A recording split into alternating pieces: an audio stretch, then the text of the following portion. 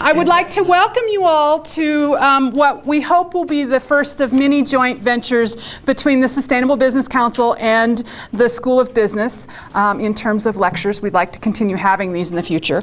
I am Susan Anderson. I am the SBC Education Committee Chairman, and we have several other SBC board members in the room. I've had them all put name tags on. I won't try and go through all of them right now. If you have questions about the Sustainable Business Council afterwards, find someone with a name tag and they'd be happy to chat with you. I would very much like to thank our sponsors for this event, Axiom IT Solutions, Cherry Creek Radio, D.A. Davidson, and the School of Business itself. We also have we've been doing a variety of things with our speaker all day long, and last night as well. Last night we had allowed the board to pick his brain. Today he met with 2 student groups, and then at lunch he met with a variety of city leaders, city councilmen, county commissioner, the mayor, some representatives of key businesses. In order to make all of those smaller events work, we also had the help of Bigga Pizza, Izza Restaurant, Bernice's Bakery, and Go To Gals did a fair amount of our marketing, and we wanted to thank them for all the efforts that they put in. We have NCAT here tonight taping. If you think this lecture is great, and we know it's going to be after you're done here, have your friends check MCAT, because it will air on MCAT at least twice sometime in the next 2 weeks, 2 to 3 weeks. So just because they didn't make it here tonight doesn't mean they can't still see it, and we'd encourage them to go out to look at that. We couldn't have done this event without the help of the School of Business and Dean Gianchetta. We are very thankful for everything he's given us, this lovely room. His tech team put in some time for us getting the room ready, etc. And we're very, very appreciative of everything you've done. Our guest is going on a fly fishing trip tomorrow, and Larry helped connect us with a world-class fly fishing guide. So again, Larry, thank you so much, and I want to bring in Dean Gianchetta. He's going to introduce our speaker for us. Thank you. And that's MCAT's. Thank you. Well, we'll see if I can do this with my glasses and the write-up. But before I read the introduction that was provided to me, as dean, and I've been dean for 25 years at the School of Business at the University of Montana, the one thing I've noticed in the last decade is in all of our new faculty hires, they come to us with this sustainability thing as part of their fabric. And my sense is this is a little bit of a generational thing. And I think among all of the colleagues and people like myself, this most recent decade of faculty members are working to close the gap, so to speak. What you notice is they not only come very knowledgeable in the area of sustainability, but they come with a real passion. Now, I remember about a year ago, I represent a generation on the other end of the people in the room tonight. I was watching this, what I think I can best describe as a commercial. And this young lady was working for a very large corporation, and she had a strategic plan that she was presenting to a CEO. And this strategic plan was all about integrating sustainability throughout the organization. And as you watch the CEO, he looks very much like he's listening, but he's obviously not listening at all. And after about 2 minutes, she does come to the point that, and oh, by the way, if you incorporate this strategy into the organization, the annual savings will be $32 million. Well, he woke up, he sat up, and I think what Andy's going to be trying to explain to a lot of us today and this evening is not only is this the right thing to do, but it's the sensible thing to do in terms of what he'll probably talk about and describe as the triple bottom line. In other words, and part of this, and I expected to see a lot of students in here tonight. There are a few younger students. We're all students, so I apologize. I understand that part of it. We're sort of passing the baton down to them in terms of this whole concept of sustainability, but I think from a consumer perspective, they're way ahead of us. And so when the marketing faculty, when we hire new marketing faculty, of course, they understand from a consumer perspective that this is very important to incorporate in an organization. But interestingly enough, when we hire faculty in operations and production, guess what they've discovered? From the operational side of any business, it also is much more efficient and it saves you a lot more money in the end. And what we called it in my generation is there was no such phrase as triple bottom line. We called it win, win, win. You ever heard that? Where someone describes a scenario and they say, this is a win, win, win scenario. Well, Andy, I don't know if you're going to talk about triple bottom line tonight, but I think it's like when I first heard win, win, win. Okay, now I'll go to the script. Dean's getting us to the script. You are the keynote speaker tonight, aren't you? All right. First of all, I'd like to thank Susan and Lisa and Simona for giving me the opportunity and the honor of introducing Andy. They told me how important he was, but everything they come into my office with, they have such a passion, I really can't determine how important anyone is at that stage. I did my own research, and he is really important. He's kind of been a founder and really a mover and a shaker nationally in this whole sustainability movement. So I will just read. Andrew Mangum is co-founder and executive director of the United States Business Council for Sustainable Development, the leading national business organization in creating cross-industry and public-private relationships to solve environmental and social challenges while improving its members' bottom line. The Business Council provides the opportunity to participate in authentic sustainability projects with industry, government, and other key stakeholders that might not otherwise have a chance to collaborate and network. The projects generate economic returns while improving the environment and society. I think that's triple bottom line stuff too. Well, it certainly is a triple bottom line. The U.S. Business Council is a partner of the World Business Council for Sustainable Development, a global network of 200 international companies with members drawn from 30 countries and 20 major industrial sectors. Mr. Mangum received a master's degree from Columbia University Graduate School of Journalism, where he also attended the School of International Affairs as an international fellow. Prior to organizing the Business Council, he served as Deputy Commissioner for Natural Resources with the Texas General Land Office. He worked as a congressional correspondent for the Associated Press, and this is the most impressive of things on the list, commercially fished in Southeast Alaska. Mr. Mangum has been a guest lecturer at business schools across the United States, most recently as a guest lecturer for the Pro Seminar in Sustainability at MIT Sloan School of Management in the spring and fall of 2010. The seminar is designed to help students bridge the gap between academic theory and the reality of practice through first-hand discussion with a wide range of professionals working in industry, nonprofit organizations, and the public sector. Another piece of public information that I was able to discover was what they paid him at MIT. to do that lecture series. And Andy, you and I both know we didn't pay you anything close to that to come to the University of Montana. And so I'd like to describe that as quite a catch for us.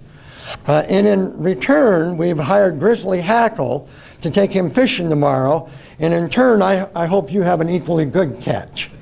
Let me introduce Andy Megg. Thank you. Now, what does he need here? Thank you. Welcome, everyone. Thank you for coming out tonight, this beautiful night. It's great to be in Missoula. I live in Austin, Texas, most of the year, although travel quite a bit. And I have to say, when I left Austin 2 days ago, it was 95 degrees. So summer, there was no spring. It just went from winter, and winter for us is probably mid-70s. So I encourage you and invite you to come on down there when the winter gets to you up here. But I'd much prefer to be up here throughout the summer, and maybe there'll be a way to have that happen. But I'm going to tell you a few stories tonight about my journey on the Sustainable Development Pathway, and give you some specific examples of what's happened, what's transpired, what I learned, and where I can see us headed in the future, the near future. And I think it's really exciting. I had a great time talking to some students, undergraduate and graduate, earlier today, and there was a lot of, as the dean said, a lot of understanding, a lot of vigor, a lot of excitement from the freshmen on all the way through. So it's always exciting for me to be in a place of learning like this, and it's a real honor for me to be here. So thank you, everybody, Lisa included, who really got the ball rolling. Let me just start by give you a quick understanding of what this Business Council is. It's a group of about 50 companies right now in the U.S. from around the country. Variety of industries. You recognize some, not all. Procter & Gamble or Shell Oil or General Motors, but they're all trying to figure out how to do this sustainable development thing, as the dean said, the triple bottom line, and make money, grow their businesses while at the same time addressing societal and environmental challenges. So that's a tall order. And it's the focus of the Business Council from its beginning back in 1992, which is when we started this. It was that was the year of the Rio Earth Summit. Some of you will recall, which was the first United Nations gathering of industry, business, and environmental interests down in Rio de Janeiro. And out of that came a whole range of programs, including the big one that we've been hearing a lot about the last 5 or 6 years, the climate change commitment. That really was a direct outgrowth of Rio. And there were a whole range of others that come under the title Agenda 21, is what they called it for the 21st century. But that includes ecosystems, population, the whole range. But what was really interesting for me was, at the time, I was looking for a model that would allow me to institutionalize some successes that I had had in bringing together public and private sector collaborators on challenging issues, environmental issues, really, back in the late 80s. I was at that time working for the government, a deputy commissioner for this land office, which is like an interior department. I'm sure there's one like that here in Montana, that is responsible for all the public lands, about 5 million acres down there. And at the time, there was a business organization that was formed called the Business Council for Sustainable Development that was the primary business representative for the leadership of the Rio Conference.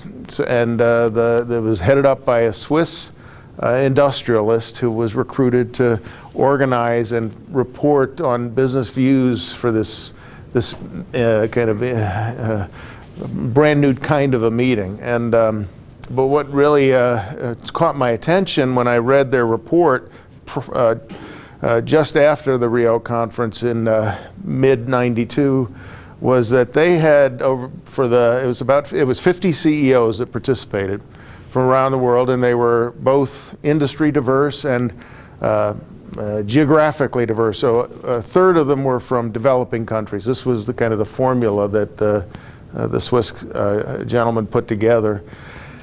And they had, in the about 18 months leading to Rio, had brought together all of the expertise they could find in the world to inform them about this concept, which at the time was totally foreign to them. What is this animal, and is it a threat to us? Is it an opportunity? Is it something that's here this year and gone next? And after having pulled together all the resources they could find, they reached several key conclusions that were laid out in this document. One was, it was for real, and not only was it for real, but they were convinced that it had to happen if their businesses were to be healthy and strategically growing into the future. So it was at that time the primary metric for successful business was productivity. The more you produce, the better, and there was not any metric for some of these other things that are in the sustainability area. But that was one big change. The second was they coined a term. They said, well, really, this is old school engineering.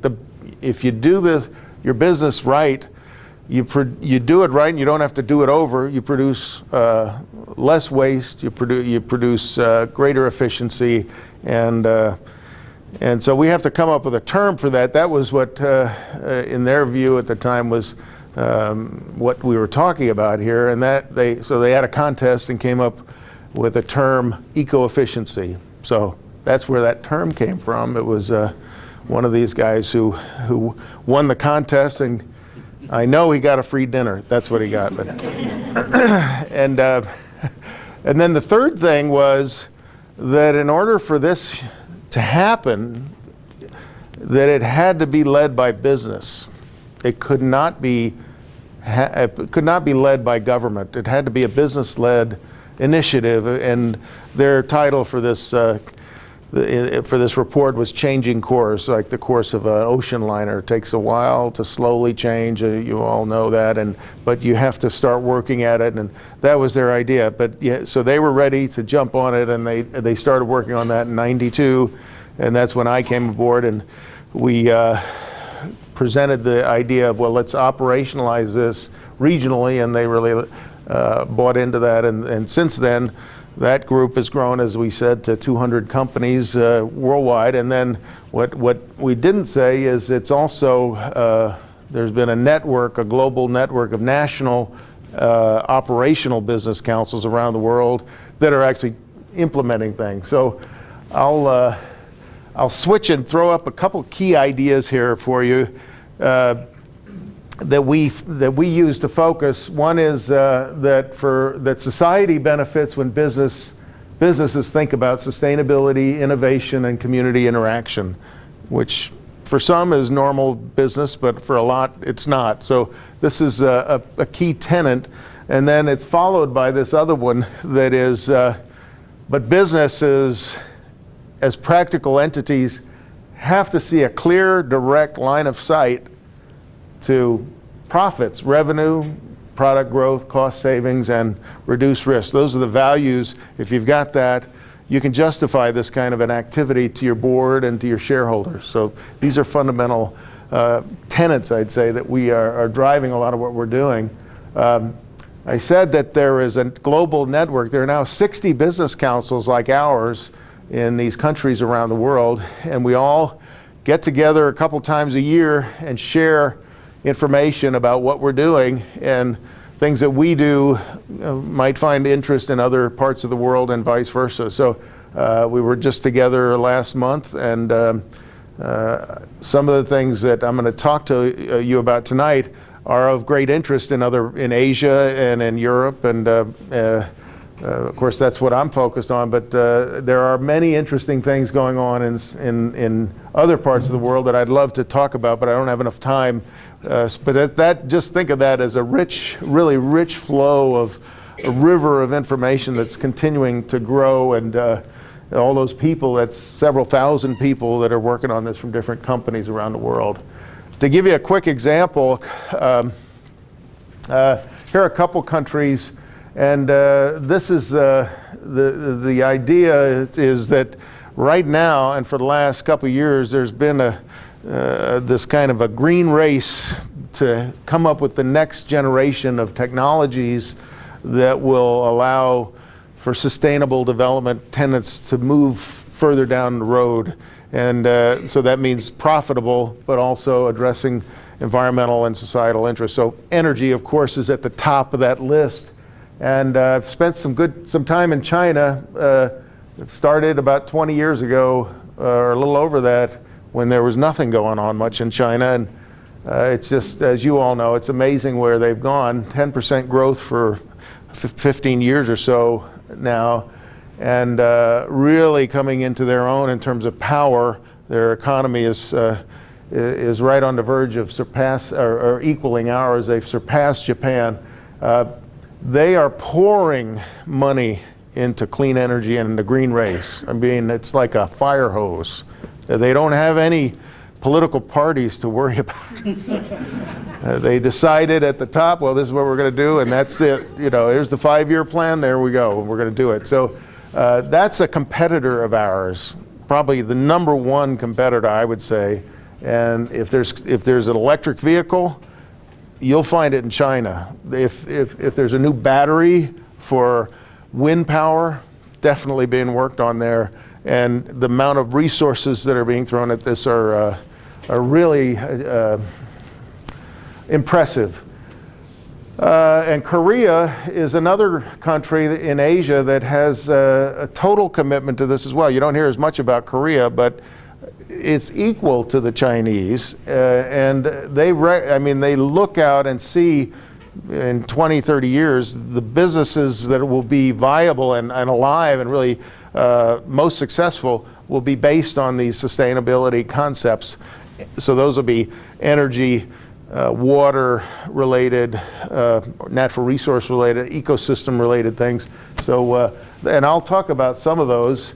I will say this, that as an example of how we're working with them, about a year ago, the U.S. State Department, which is familiar with our work, we've done different projects over the years that have engaged them, and several in China, and so they reached out to me and said, we have this new program called Eco Partnerships under the Strategic and Economic Dialogue, which is the top level government-to-government communication between the Chinese government and the U.S. government. They meet a couple times a year, and once in Beijing or China, once here. They're meeting next month in Washington, D.C., and they said, we'd like you to submit a proposal for an eco-partnership between the U.S. and Chinese business councils. We were working together already, so we said, sure, we'll do that. And just last month, got word after a rigorous vetting period that, hey, you've made the grade, and you're going to be one of 4 new eco-partnerships that will be announced by Secretary Hillary Clinton in about 2 weeks. So now that's the U.S. government recognizing that the value of that slide I showed you before that the Chinese are surging.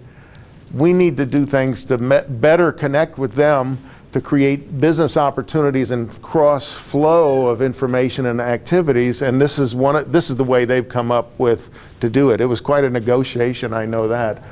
But so we'll see how it works. It'll be an interesting thing, but we'll be introduced to all these Chinese senior government officials in U.S., and we'll tell them about the projects we're doing, the work we're doing.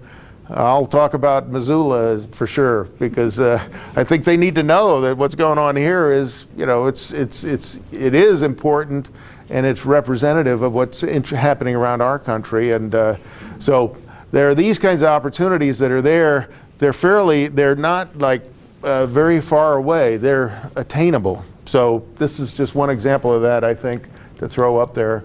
Okay, so I'm going to now just give you a couple of descriptions of certain project activities that we have developed over the years that hit that sweet spot of the triple bottom line. And we have 5 major work streams. One is this concept we call byproduct synergy, right up there, which is for those of you who are kind of disciples of Janine Benyus and the whole biomimicry, this is in that category, but a little different. The idea is that if you got groups of companies and city departments in a region like this region together and had them share intimate details about their operations within their companies, including all the material flow details. You know, here's what we need as raw materials,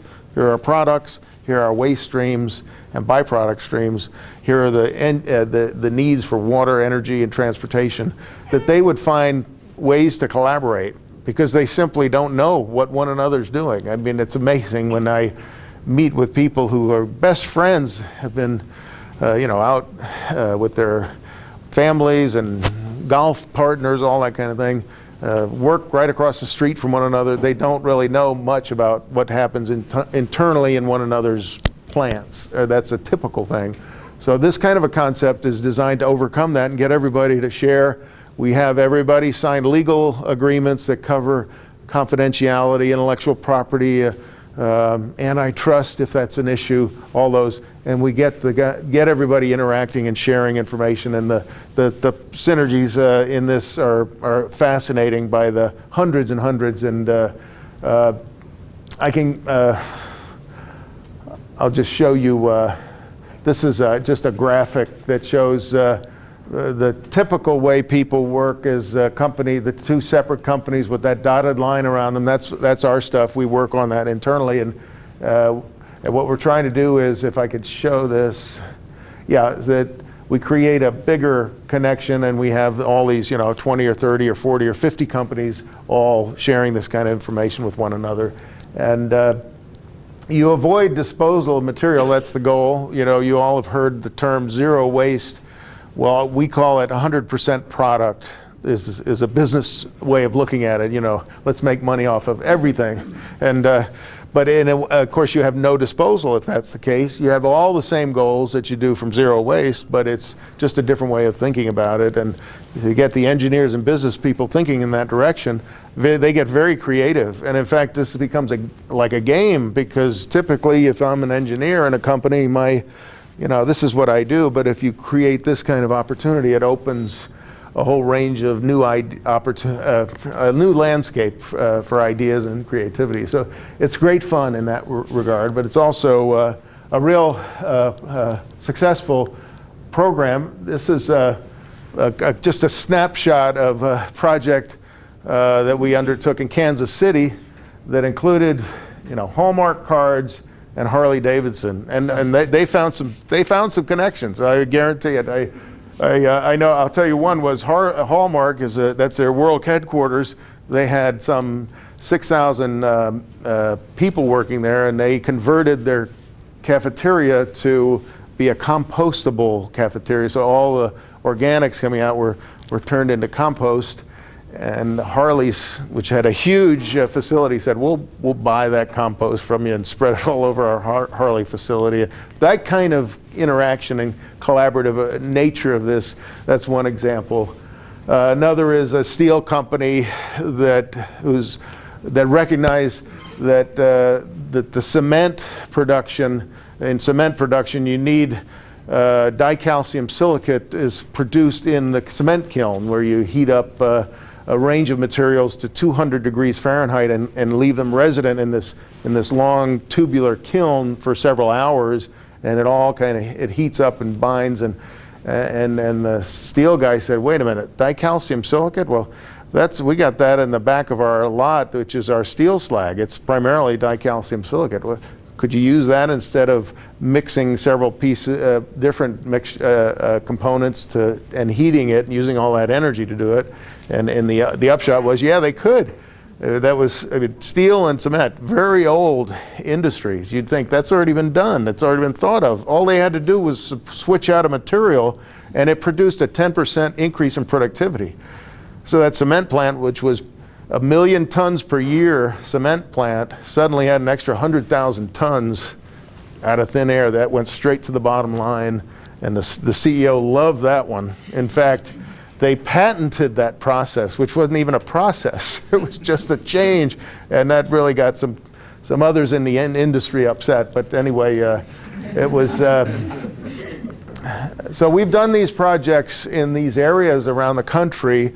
Up there, the green ones are the ones that are active where we've launched these projects, and the kind of bluish dots are where projects like this are in the works. I should also say that when the British heard about this, the British Business Council, in 1999, they said we should do this, and by 2005, Tony Blair's government adopted this strategy, this process as part of their overall materials and climate strategy, and funded it at about $10 million a year nationally. So that's England, Scotland, Wales, and Ireland all participated. And there are over 15,000 companies involved over there right now, and they're reporting to, since they're funded by Parliament, they're reporting back, having to report back to the government, jobs created, new revenues, which are over £1 billion in new revenues, over £1 billion in new investment, and 5% of their Kyoto commitment will come from this program, they estimate, which is a significant thing there. And they're all making money from it, so it's a great deal. We have a number of kind of ways to help everybody figure out how and what to do together.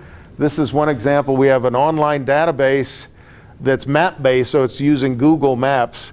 We try to use all the social media and communication tools we can get our hands on, but you know how you put your cursor over one of those dots? Well, in our case, this database, up comes a bubble with all the details about that plant, and in the blue one would be resources available, and the red is resources needed. So all the companies that have signed into any of these projects get access to this and use it as kind of a trading table, a trading marketplace. And an unexpected outcome of this is Procter & Gamble, when they're in Ohio and they got involved, they said, wow, this is great because we can't communicate between our own facilities.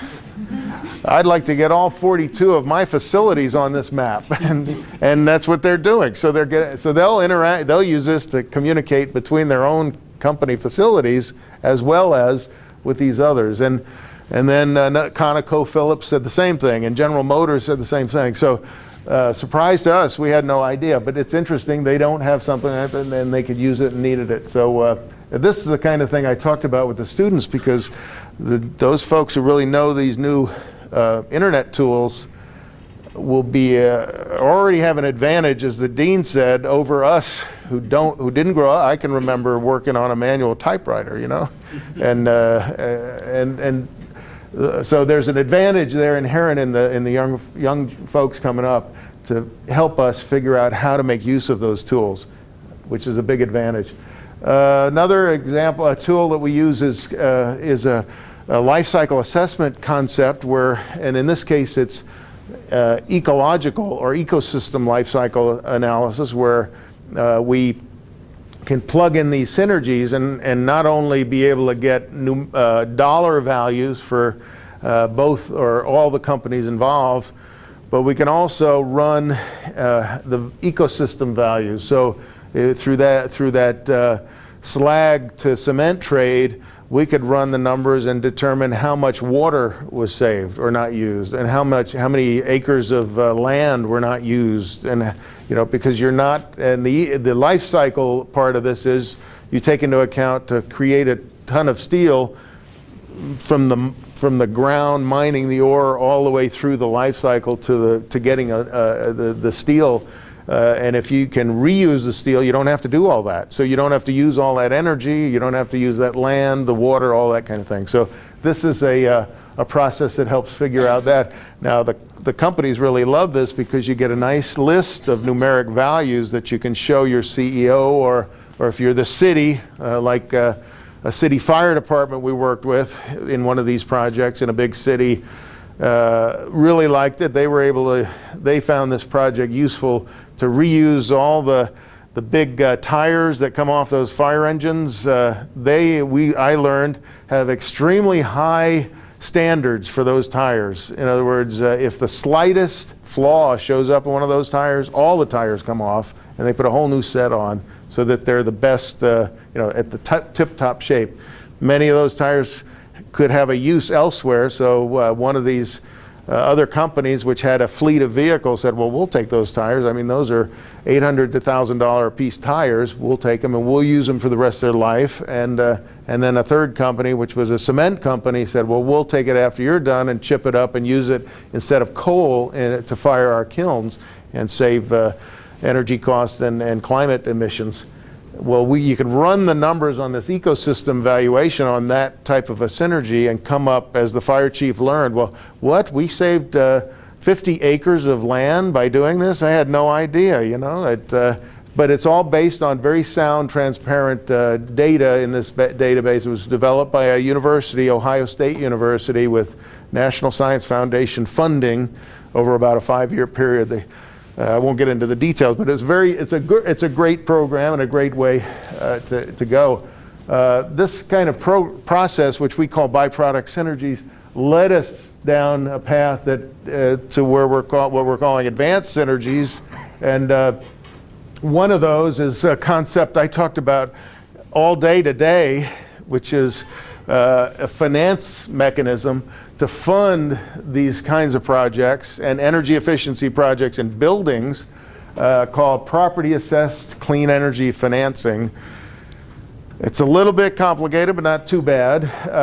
The idea is that, say you got those 20 or 30 companies in this group, they're already trading information about material flows, and then they start working on their buildings and their internal manufacturing processes to identify what parts of those processes they could upgrade and save energy on. So energy efficiency upgrades. So if you've got, for instance, a 100-year-old oil refinery that has tremendous upgradable opportunities, but the company is not going to do that because the return on that money or the return on that investment is too low in comparison to other business opportunities that they have to use their investment dollars or debt on. So that's why these kinds of things are not happening now. But into the rescue comes the investment banking community, which has suffered such a horrible blow the last several years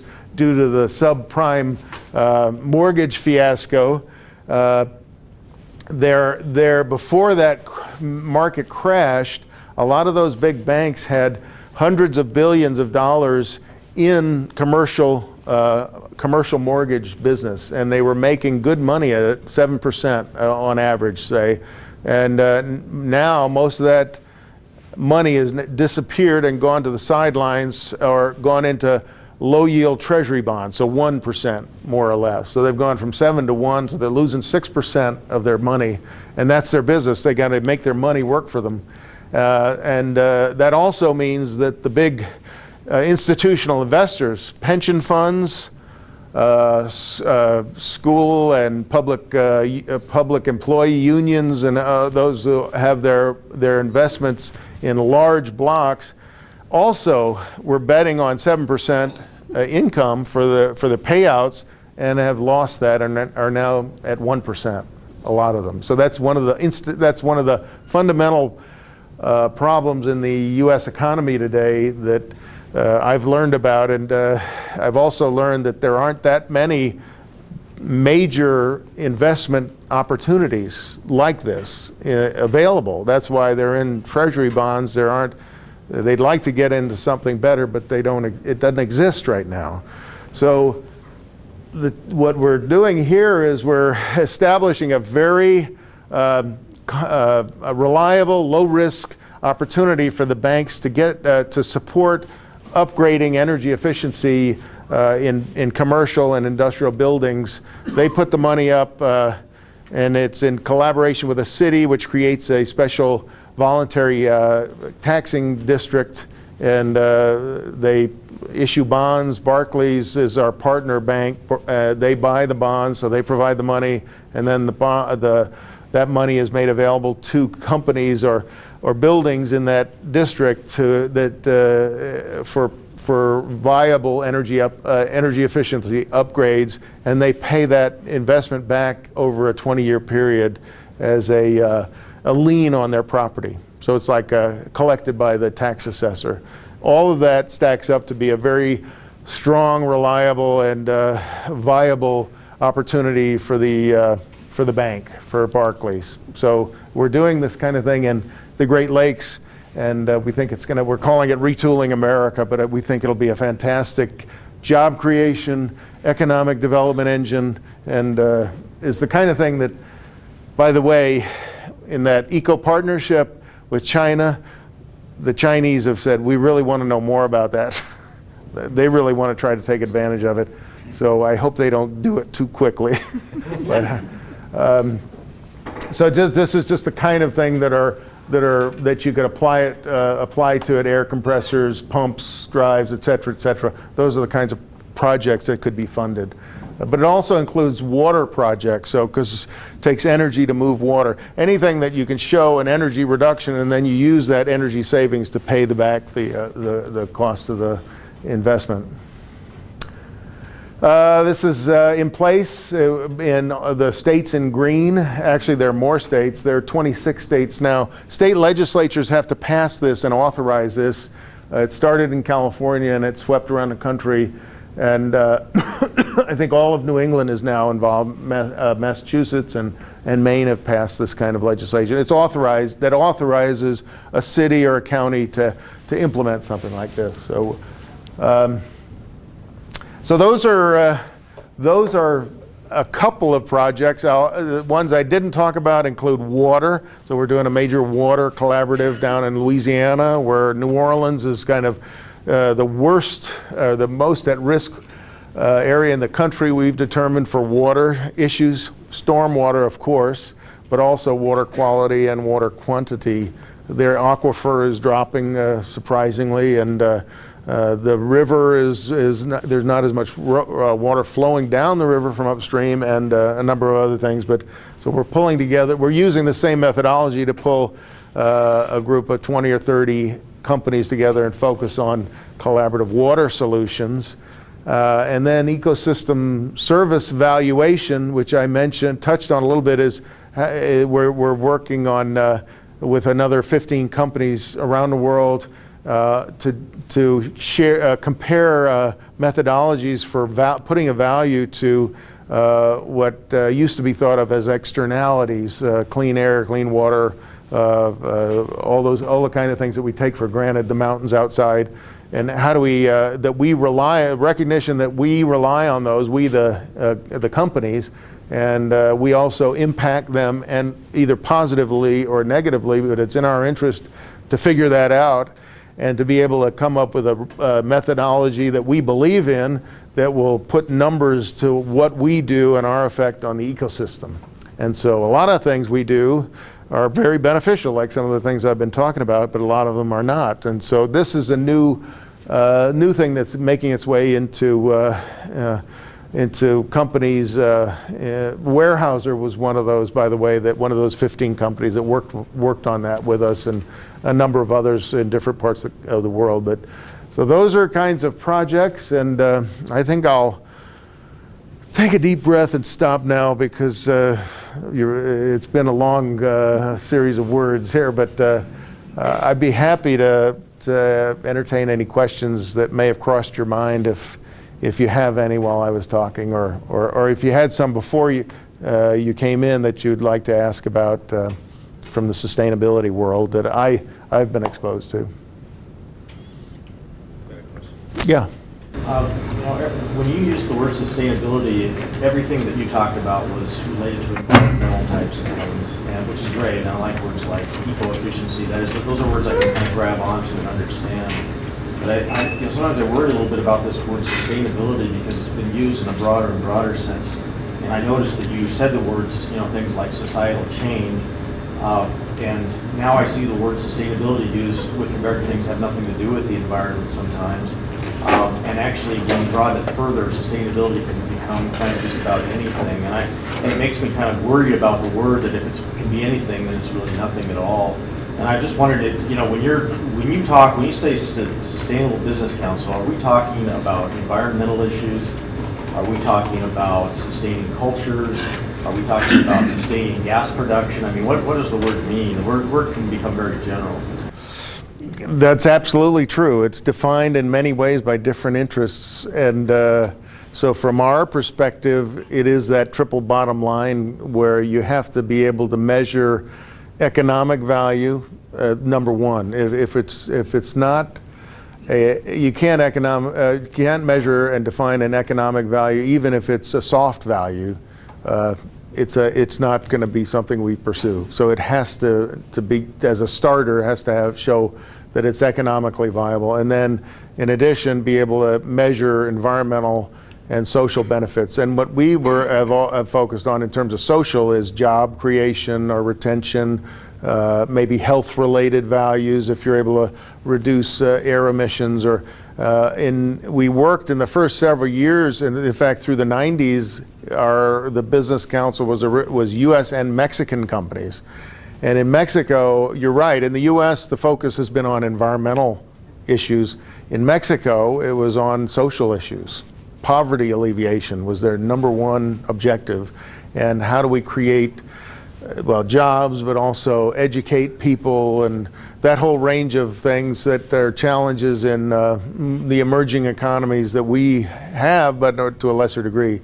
So I do think there is now a growing interest from the companies that I work with in the societal side of this.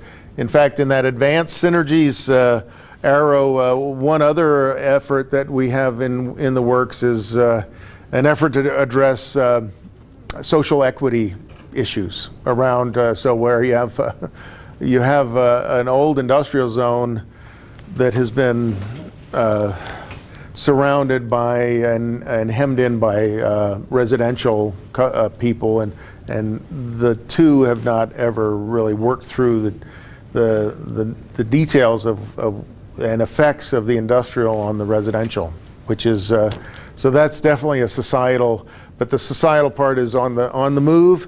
The other thing I didn't talk about as much is the recognition that the future business opportunities are increasingly going to be in developing countries around the world, that their share of industrial or of gross domestic product is already significantly ahead of the developed countries, and is just going to continue to increase. So for us, it's a great business opportunity because most of those countries look to the U.S. as a leader, and we have opportunities. They respect the U.S. in the business side of activities here, so there's some real opportunities to work in that area. But the key is measurable and be able to put the numbers on a page so that it's not a soft concept, but it's got real clear values that you can understand. My concern is that if it becomes too broad, a company could advertise,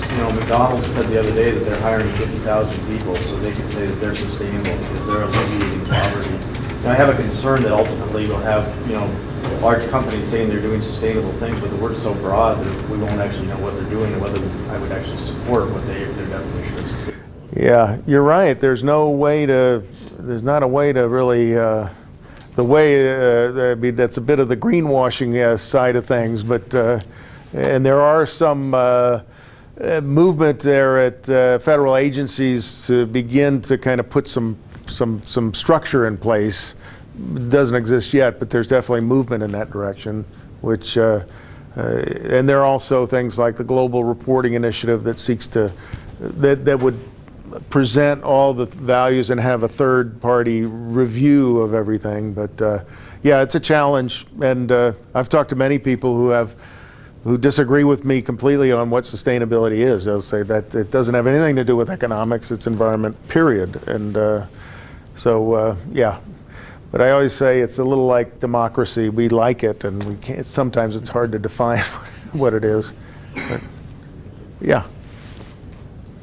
On your ideas of ecosystem services, with water, it's fairly straightforward. How about carbon?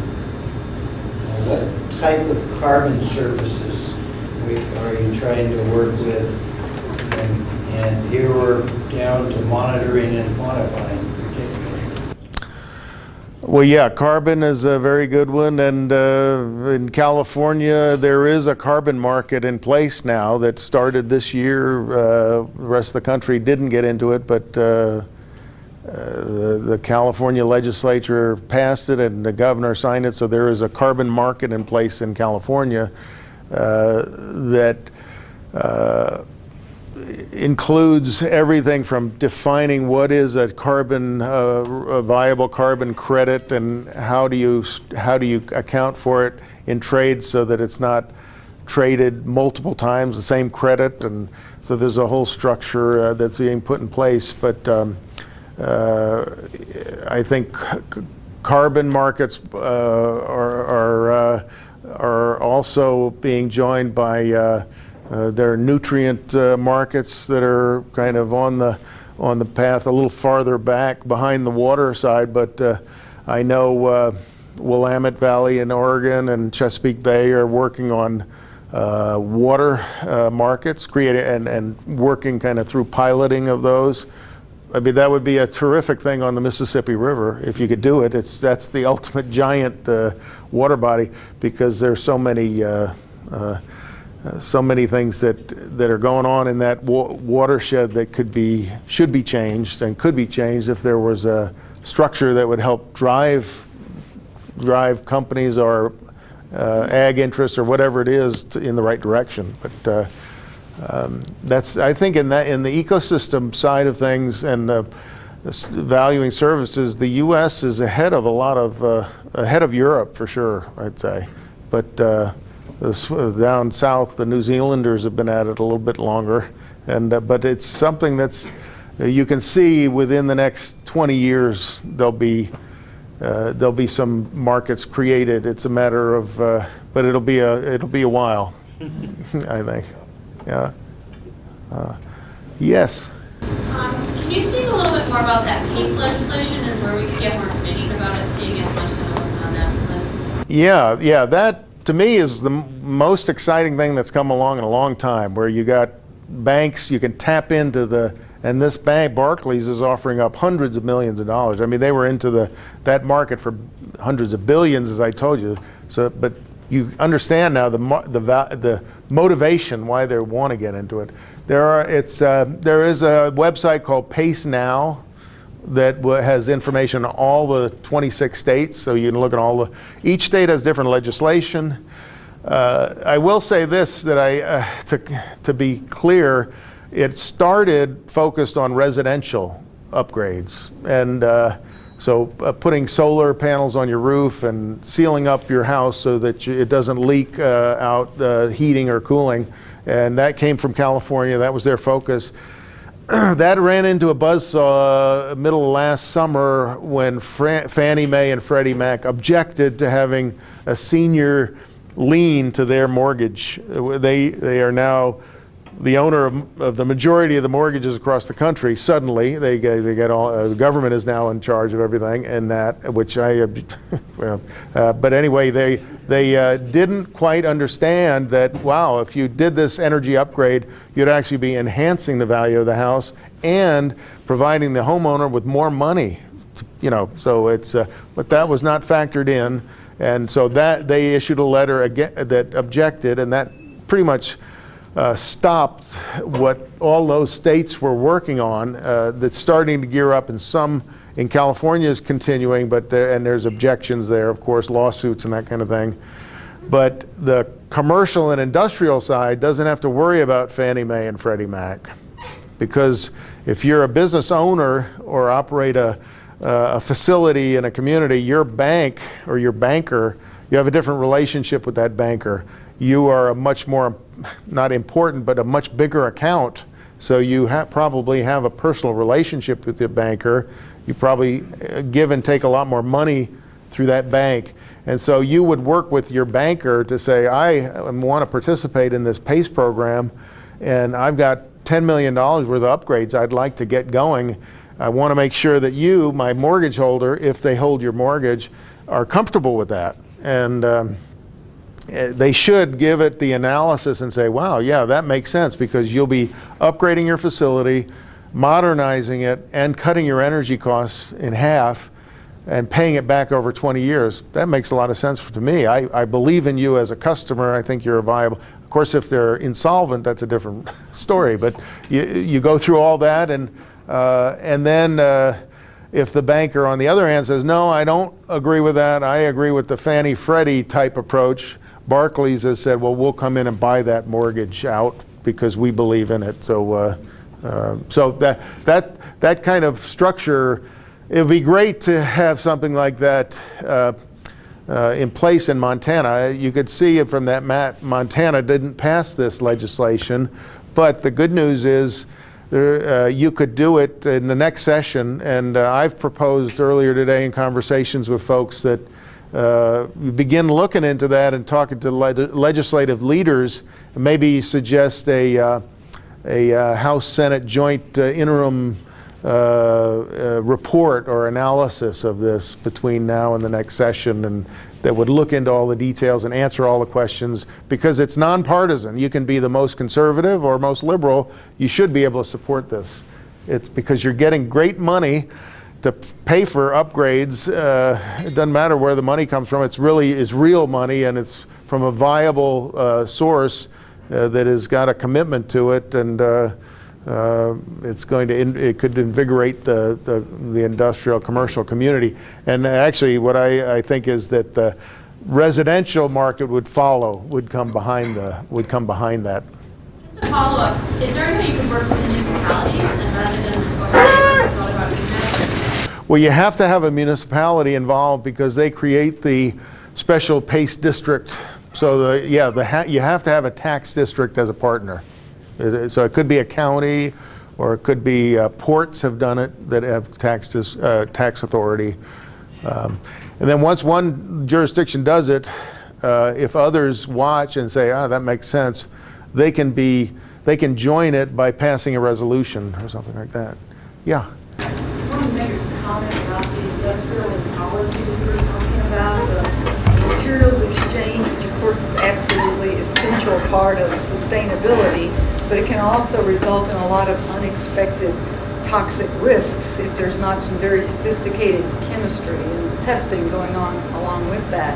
The EPA historically, to encourage that kind of industrial recycling, would cut back on its requirements for cradle-to-grave toxics tracking if they would define it as recycling, and therefore things that had been defined as hazardous waste were not called hazardous waste because they were going into the recycling stream.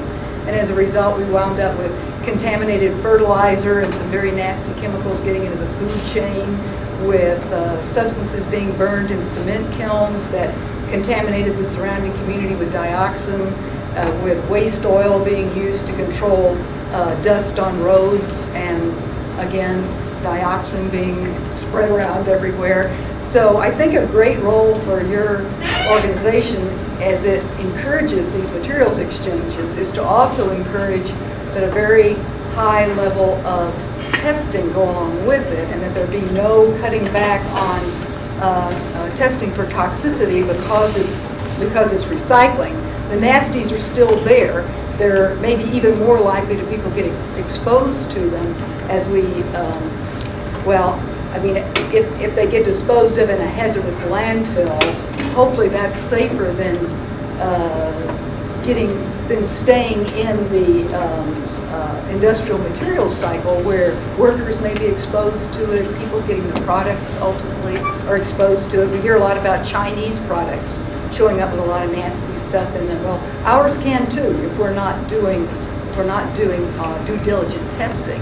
And so to not only encourage them to participate in these exchanges, but to encourage them to create a whole new industry of chemists whose job it is to make sure that we're not poisoning ourselves as we do this industrial ecology. Yeah, well, you're right about that, and I would just say that, and in the past there have been some fraud problems in that area where you'd say, I'm going to take your material and reuse it, and it winds up in the river or something. But and so there are those kind of legacy problems that are related to what you say and other things. But I will say this too, that most companies of any significance fear liability much more than they would want to, than they would be encouraged to dump materials or undertake a risky reuse approach because there's not only is that a risk for them, but there's also a fundamental fear of showing up on CNN. You know that you don't want to be that. You don't want to be that company. So, but sure, I think there's got to be due diligence, and that's normally in a major part of this process. That is a part of this process.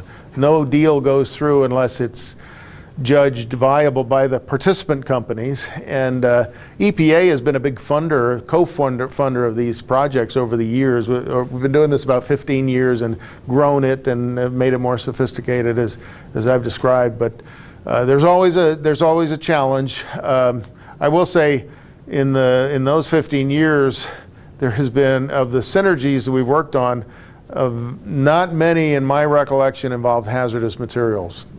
They just, there have been chemical reuses, but they weren't in the hazardous categories. They might be an off-spec lot that could no longer be applied to the original job, and then winds up being used as in a different way, say as a glue for carpet manufacturers or something like that. So, but it's very, there's a very strong commitment to what you're describing to be addressing that. And EPA has been a partner, as has the Department of Energy. So yeah, you always have to be very careful. But yes, sir. Is your council only focusing on large cap companies? And if, regardless of whether they are or not, why aren't there more companies in the U.S. part of your council? Well, it isn't only large companies. There are some small companies. There's a small geothermal company that's only, maybe a $5 million a year company, which is just small. And mid-sized companies in the 100 million range are involved. But so it's a variety. The reason it's small is on purpose. We're not out trying to create a big organization we want to bring in. It's by invitation. So we invite participants.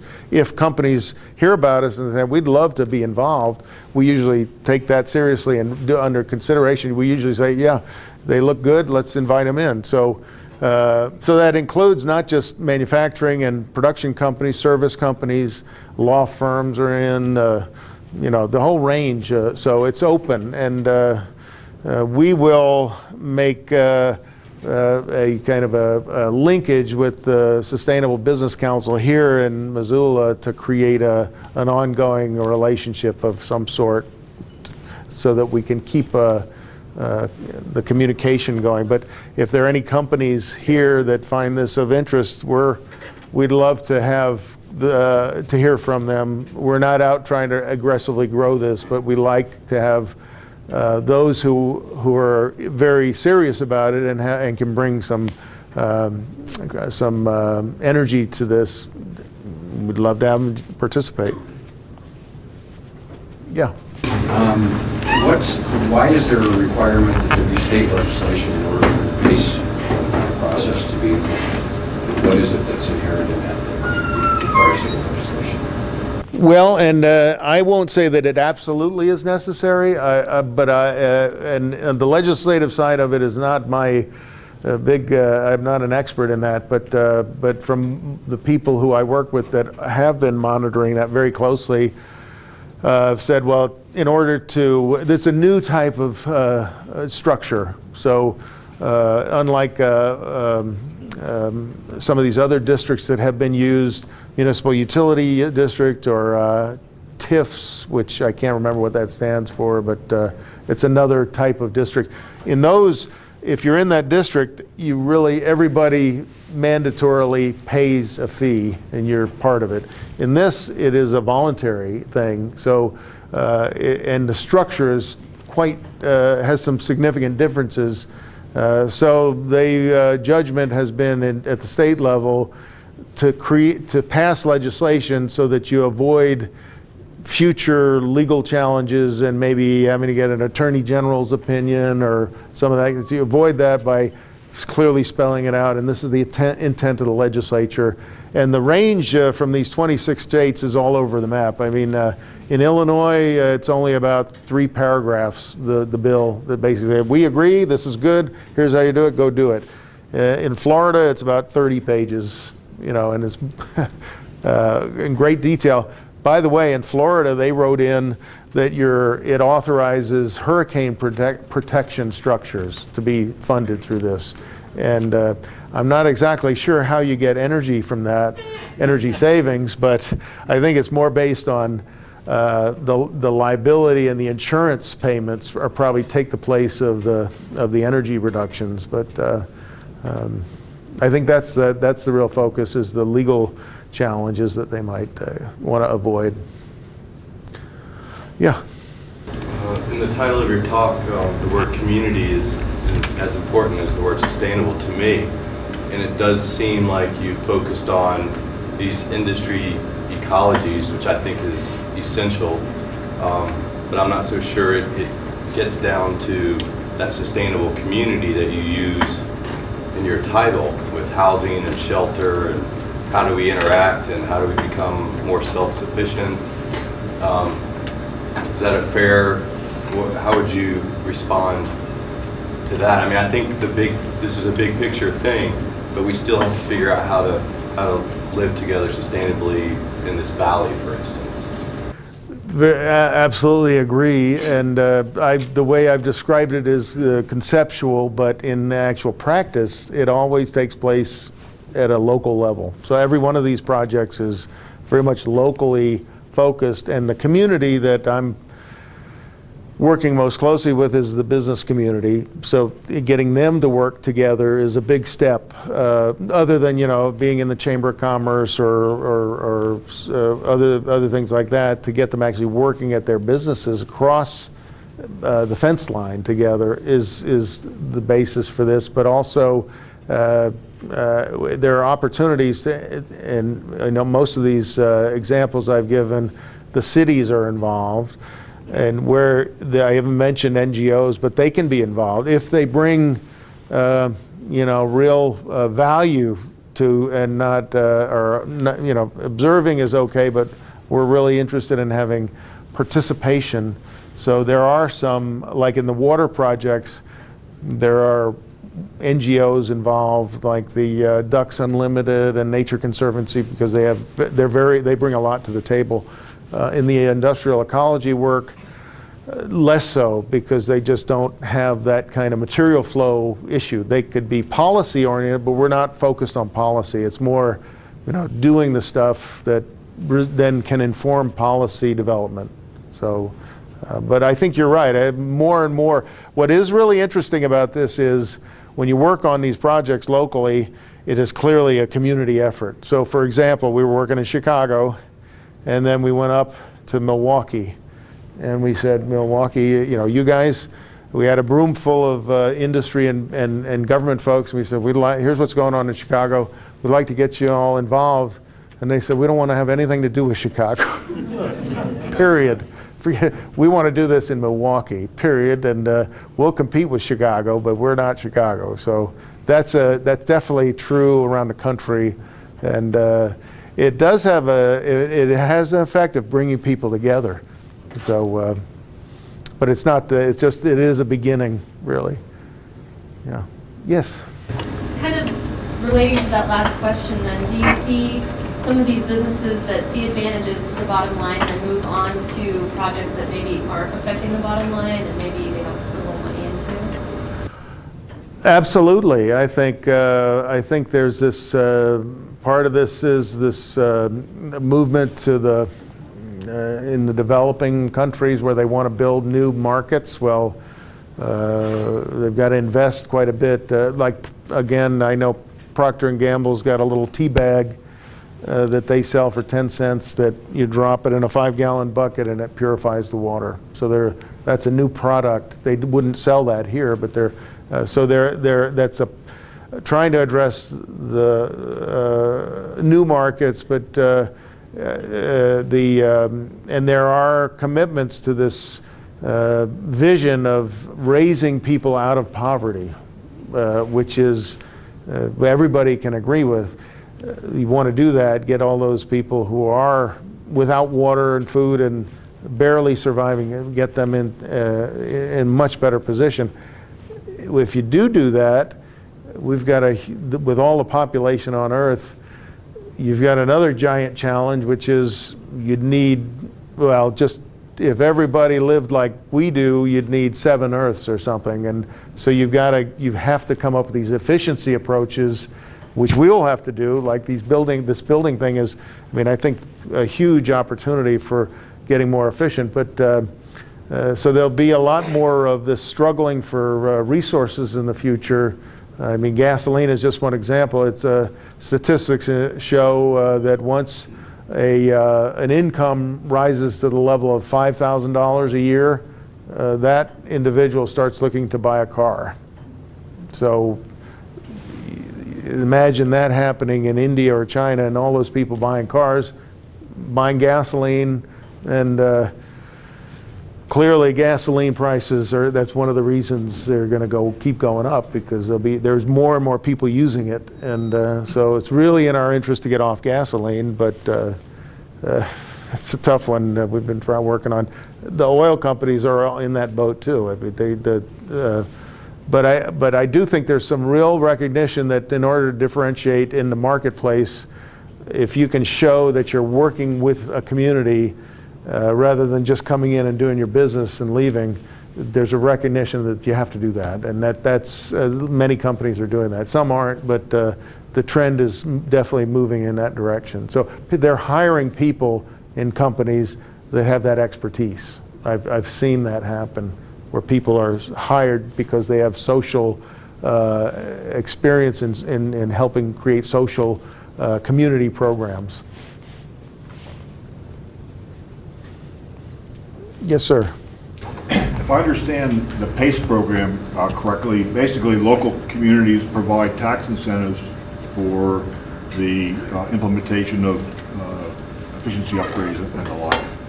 So if that's the correct description, then politics is involved in it a bit. You had said earlier you wanted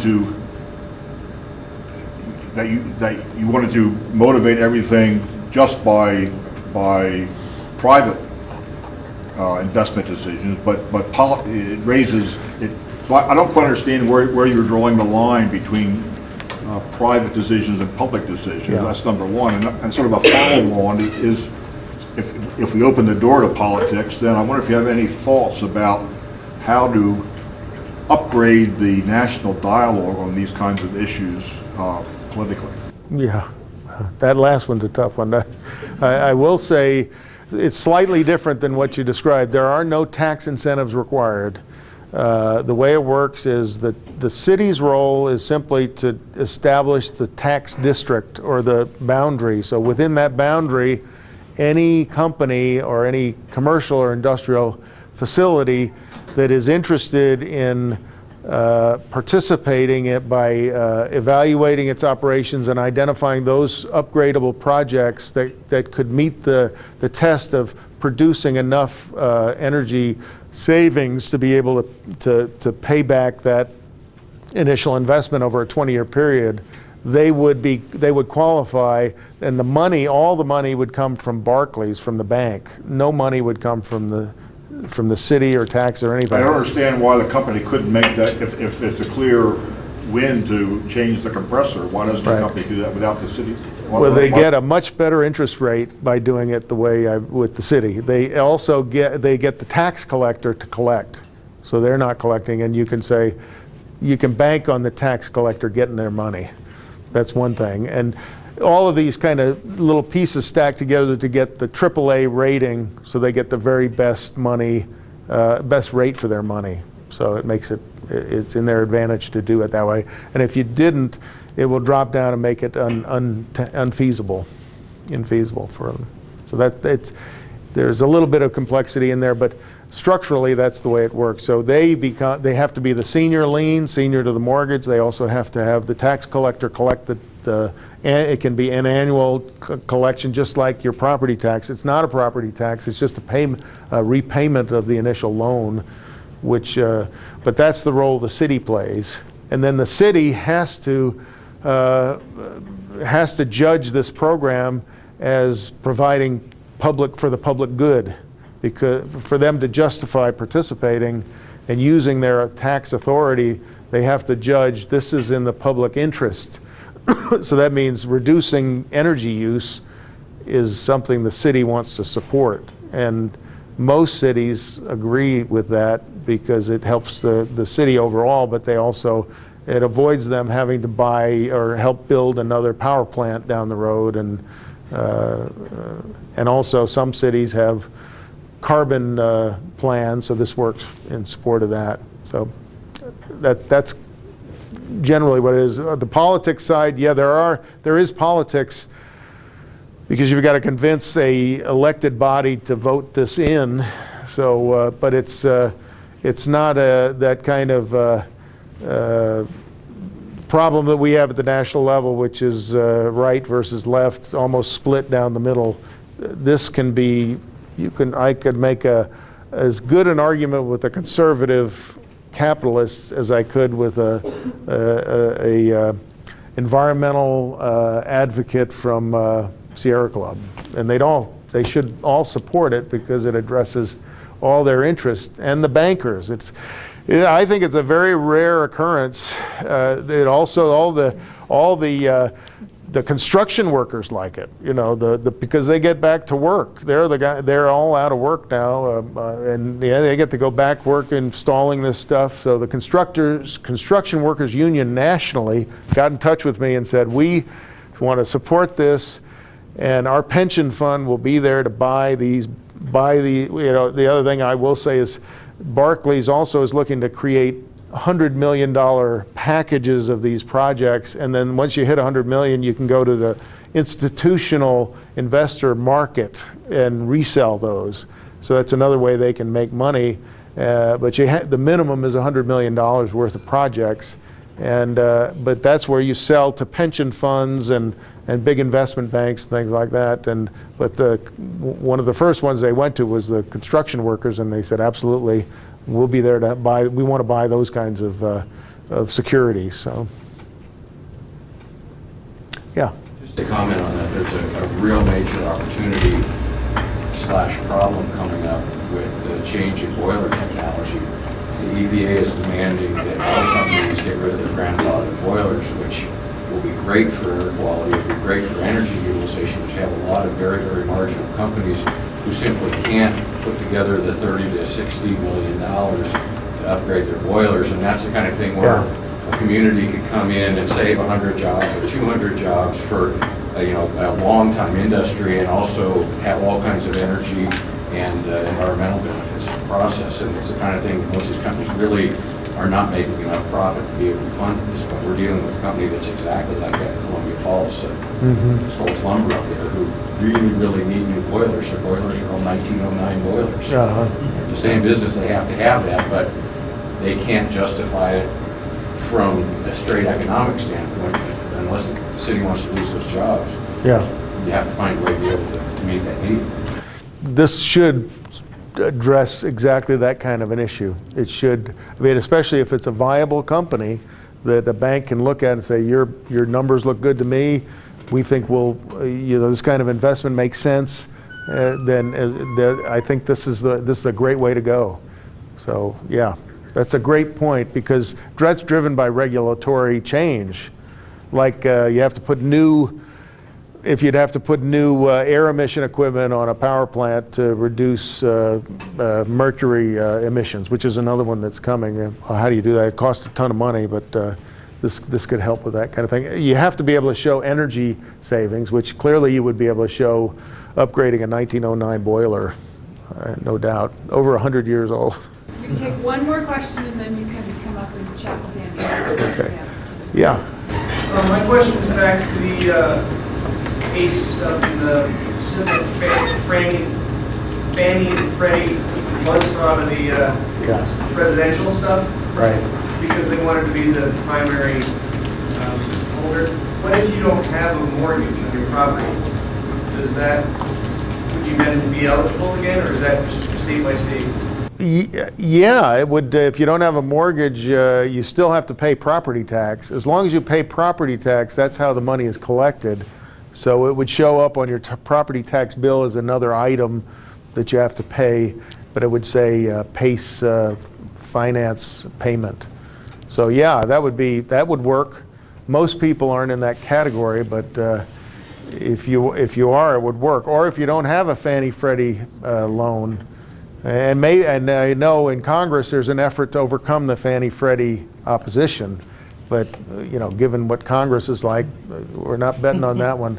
So, that's where this industrial commercial side is so good, because all that just goes to the sidelines, and you could really show by demonstration the viability of this, and the housing can come in right behind it. Because geothermal is a good example. No one's thinking about geothermal.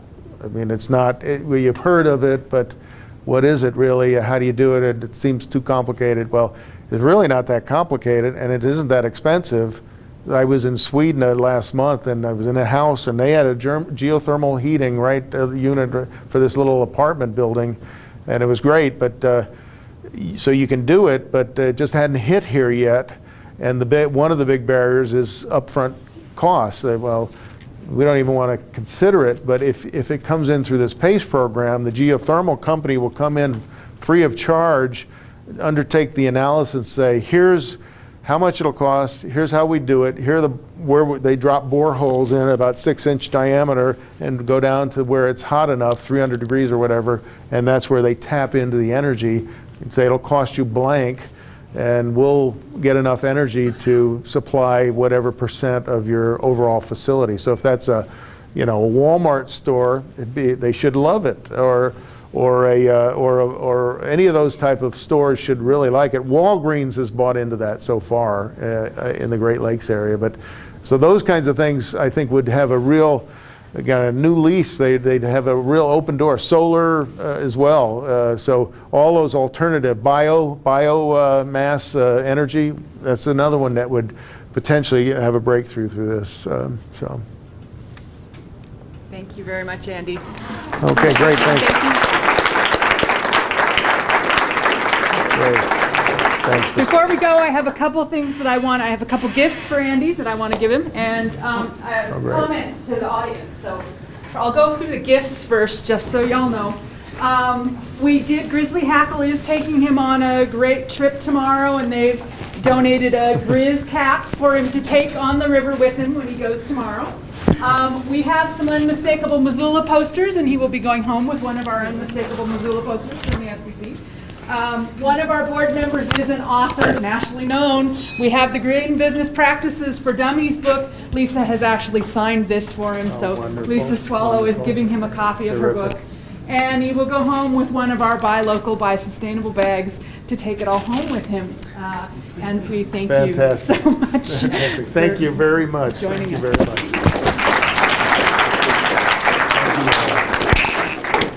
We did at the lunch session that we had today, we had a small group of business folks, including a banker, who will be looking into the PACE program for here in Montana.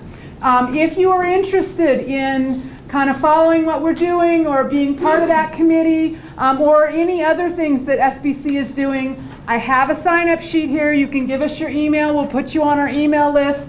make certain you let us know you're specifically interested in PACE. If you want to volunteer, be on that committee, there's a place to check that as well.